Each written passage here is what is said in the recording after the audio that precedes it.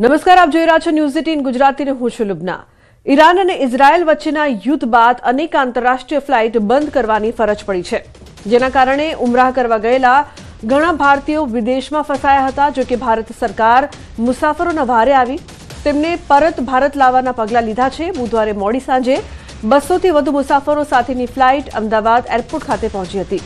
આ તમામ લોકો એ હતા કે જે ઉમરાહ કરવા માટે ગયા હતા, જેઓ પરત ફરતા તેમને આવકારવા માટે મોટી સંખ્યામાં પરિવારજનો એરપોર્ટ ખાતે પહોંચ્યા હતા। પરિવારના સભ્યો હેમખેમ સુરક્ષિત પરત આવતા ભાવુક દ્રશ્યો સર્જાયા। તો પરત ફરેલા મુસાફરોએ ભારત સરકાર તેમજ પ્રધાનમંત્રી મોદીનો આભાર માન્યો। 2 દિવસથી સતત મારા જોડે મીડિયાવાળા કોન્ટેક્ટમાં હતા અને મીડિયાવાળાની આ મહેનત છે કે ભારત સરકારે સ્પેશિયલ ફ્લાઇટ મોકલીને આ લોકોને પરત ભારત લાવ્યા છે। હું ભારત સરકારનું પણ આભારી છું અને ખાસ કર ઇલેક્ટ્રોનિક પેપર મીડિયાનું બહુ આભારી છું કે આ લોકો ન આવે તો આ કામ પોસિબલ નહોતું। हाँ, सरकारे सारी सुविधा करी है कि अमने एवं लगतुं हतुं कि अठवाडियुं 10 दिवस सुधी आई सकशे नहीं, परंतु अमारी फ्लाइट काले 2 तारीखे ज कैंसल थईने 3जी तारीखे तो ए लोको आवी गया। कभी कभी जी परिस्थिति में तो एक्चुअली ऐसा था कि पैसा लिमिटेड होता है इनके पास में, वो पैसा ख़त्म होने की तैयारी में था, तो हमने कुछ सेटिंग करके भी पैसे का करवाया। लेकिन साहब सबका सेटिंग नहीं होता है, लेकिन अपनी सरकार ने जो सेटिंग करके यहाँ बुलाया उससे बढ़िया कुछ सेटिंग नहीं होता है। सबसे पहले मैं भारत सरकार का धन्यवाद करना चाहता हूँ, नरेंद्र मोदी जी का धन्यवाद करना चाहता हूँ, जिन्होंने हमें 222 लोगों को वापस, हाजियों को वापस वहाँ से सुरक्षित अपने घर पहुँचाया। आज परिवार को मिलकर बहुत अच्छा लगा, फैमिली को दिल का सुकून कि मोदी जी का बहुत शुक्रिया कि उनकी वजह मेरी बेटी पूरी फ्लाइट में बोल रही कि मोदी जी ने फ्लाइट भेजी, मोदी जी ने फ्लाइट भेजी, वो ऐसा बोल रही थी। તો હાલમાં ચાલી રહેલા યુદ્ધ વચ્ચે તહેરાનમાં સ્થિતિ વણસી રહી છે, જેને જોતા મોટાભાગના ભારતીય વિદ્યાર્થીઓનું સ્થળાંતર કરવામાં આવી રહ્યું છે। મોટાભાગના વિદ્યાર્થીઓને તહેરાનથી દૂર સુરક્ષિત સ્થળોએ ખસેડવામાં આવ્યા છે। આ વિદ્યાર્થીઓ માટે રહેવા જમવાની પણ સુવિધા કરાઈ છે। જો કે દૂતાવાસની વાત નકારનાર કેટલાક ભારતીય વિદ્યાર્થીઓ હજુ પણ તહેરાનમાં જ છે। ઈરાનમાં રહેતા ભારતીયોને ઘરમાં રહેવા અને બારીઓથી દૂર રહેવા સૂચના અપાઈ છે, તેમજ પ્રદર્શનો અને ભીડભાડવાળા વિસ્તારોથી દૂર રહેવા કડક એડવાઇઝરી જાહેર કરાઈ છે। આ સાથે જ ભારતીય દૂતાવાસ દ્વારા 4 હેલ્પલાઇન નંબર જાહેર કરવામાં આવ્યા છે।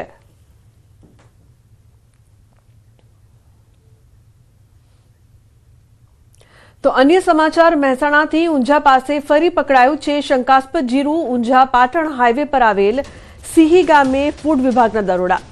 રૂપિયા 43.64 લાખની કિંમતનું 24,000 કિલો શંકાસ્પદ જીરું જપ્ત કરવામાં આવ્યું છે।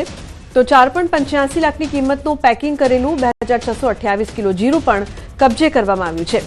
સ્થળ પરથી 498 કિલો શંકાસ્પદ સફેદ પાવડર મળી આવ્યો છે।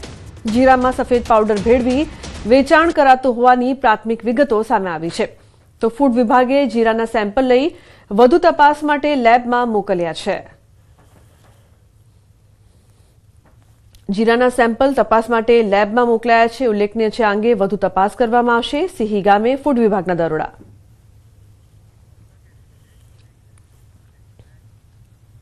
અન્ય મહત્વપૂર્ણ સમાચાર, રાજકોટથી ગોંડલમાં શંકાસ્પદ ઘી ઝડપાયું છે। ગોમટા ચોકડી પાસે આવેલી કોરોવા મિલ્ક પ્રોડક્ટમાં એસઓજીના દરોડા। દૂધની બનાવટ કરતા એકમ પર તંત્રએ દરોડા પાડ્યા હતા। 150 લીટર શંકાસ્પદ લૂઝ ઘી, 108 લીટર દેશી ગાયનું શંકાસ્પદ ઘી મળ્યું છે। તો 1.59 લાખથી વધુનો મુદ્દામાલ કબજે લઈને કાર્યવાહી શરૂ કરી છે। શંકાસ્પદ ઘીના સેમ્પલ લઈને તપાસ માટે લેબમાં મોકલાયા છે।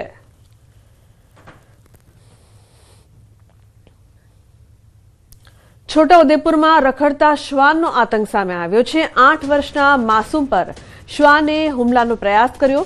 સીસીટીવીમાં કેદ થયો છે રખડતા શ્વાનોનો ત્રાસ। જીવ બચાવવા માટે ભાગતા બાળકના સીસીટીવી ફૂટેજ પણ સામે આવ્યા છે।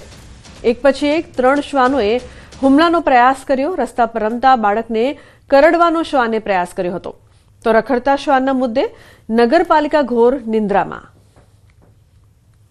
8 વર્ષના માસૂમ બાળક પર જે પ્રકારથી શ્વાને હુમલો કર્યો હતો, રખડતા શ્વાનના આતંકથી લોકો પરેશાન છે। બાળક ભાગતું અહીં જોવા મળી રહ્યું છે। રમતા રમતા બાળકને કરડવાનો આ શ્વાને પ્રયાસ કર્યો હતો, જે બાદ બાળક પણ ગભરાઈ ગયો હતો। 3 શ્વાનોએ હુમલાનો પ્રયાસ કર્યો અને સીસીટીવીમાં દ્રશ્યો કેદ થયા છે.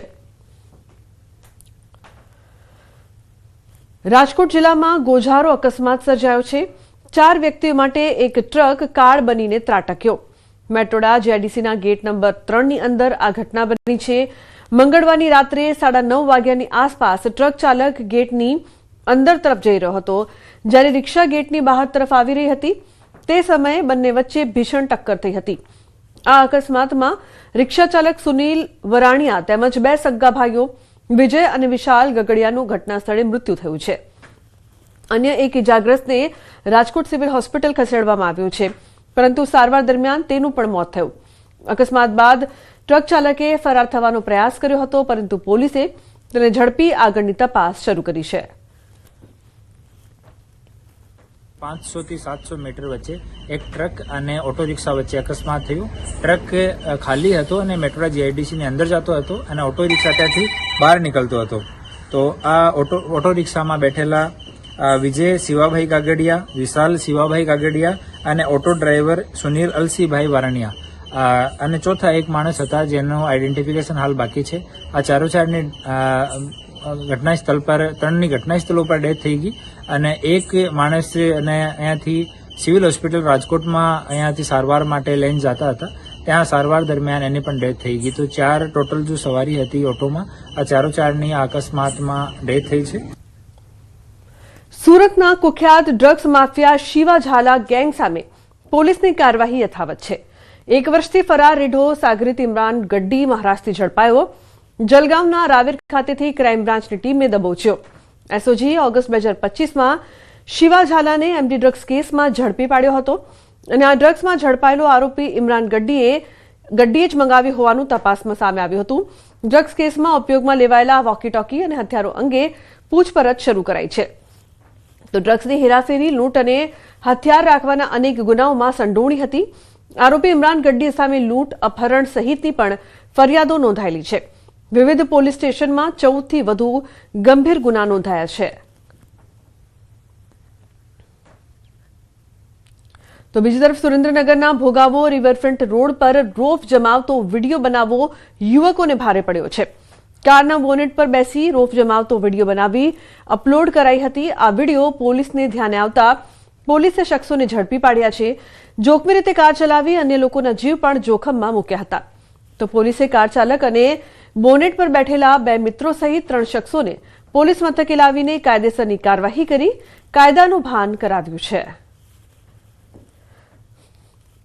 પોલીસે 3 શખ્સોને ઝડપી પાડી કાયદાનું ભાન કરાવ્યું હતું. ઉલ્લેખનીય છે કે સુરેન્દ્રનગરની આ સમગ્ર ઘટના જોખમી રીતે કાર ચલાવીને વિડીયો બનાવ્યો હતો.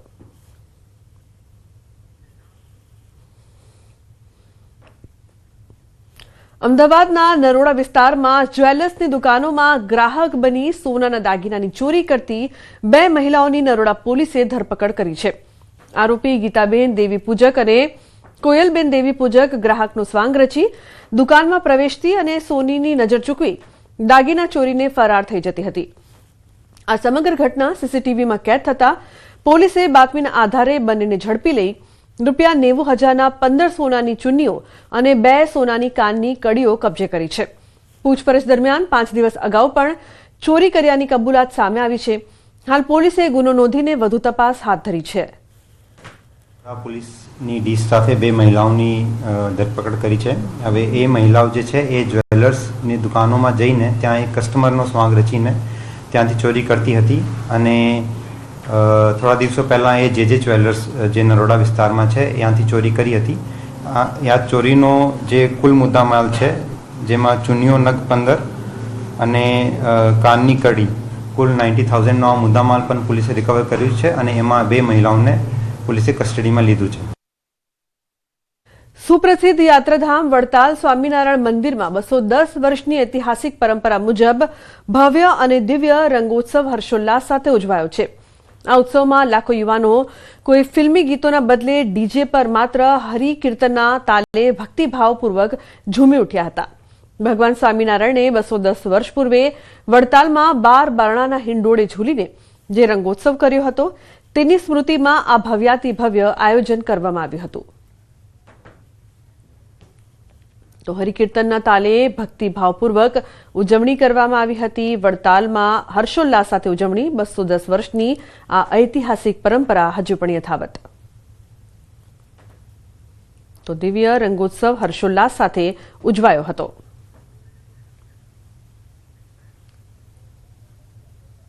રાજસ્થાનના ડુંગરપુર જિલ્લામાં રમાઈ જોખમી હોળી. ડુંગરપુરના ભિલોડા ગામમાં પરંપરાગત પથ્થરમાર હોળી રમાઈ, જે દરમિયાન બે ટોળીઓમાં વહેંચાયેલા લોકોએ એકબીજા પર જોરદાર પથ્થરમારો કર્યો. આ ઘટનામાં કુલ 31 લોકો ઇજાગ્રસ્ત થયા છે. તમામ ઘાયલોને તરત જ ભિલોડા CHC ખાતે સારવાર માટે ખસેડવામાં આવ્યા છે, જ્યાં તબીબોની ટીમે સારવાર શરૂ કરી હતી. સદીઓથી ચાલતી આવતી આ પરંપરા દર વર્ષે નિભાવવામાં આવે છે. જોકે આ વખતે મોટી સંખ્યામાં લોકો ઇજાગ્રસ્ત થતા ઘટનાએ ચિંતા ઊભી કરી છે. તો જે પ્રકારથી લોકો એકબીજા પર પથ્થરમારો કર્યો હતો અને આ હોળીની ઉજવણી કરી હતી, અહીં આવી પરંપરા વર્ષોથી જોવા મળે છે.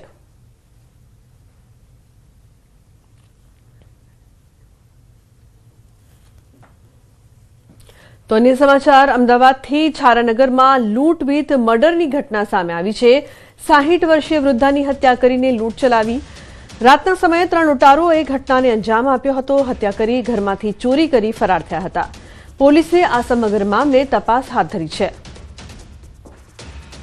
તો હત્યા કરી ઘરમાંથી ચોરી કરી ફરાર, પોલીસે આ સમગ્ર મામલે તપાસ હાથ ધરી છે.